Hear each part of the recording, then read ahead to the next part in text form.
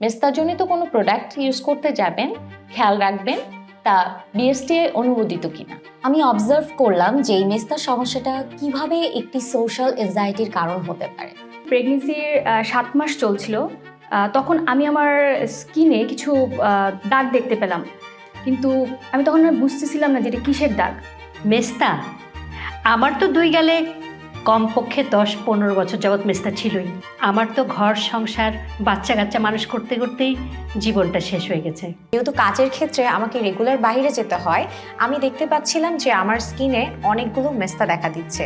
তখন আমার বড় ভাবি আমাকে ডার্মামেড মেলিজমাস সলিউশনটা সম্পর্কে সাজেস্ট করে, আর এটা নাকি তার মাও ইউজ করছিল এবং সে নাকি খুব ভালো রেজাল্ট পেয়েছিল। এবং তারা ক্লেম করে যে 1.5 মাসের মধ্যে এই প্রোডাক্টটি দিয়ে স্কিনের ভিজিবল রেজাল্ট পাওয়া যায়। একদম অবাক হয়ে গেলাম। আমার পুরনো মেস্তা একেবারেই ধীরে ধীরে হালকা হয়ে গেল।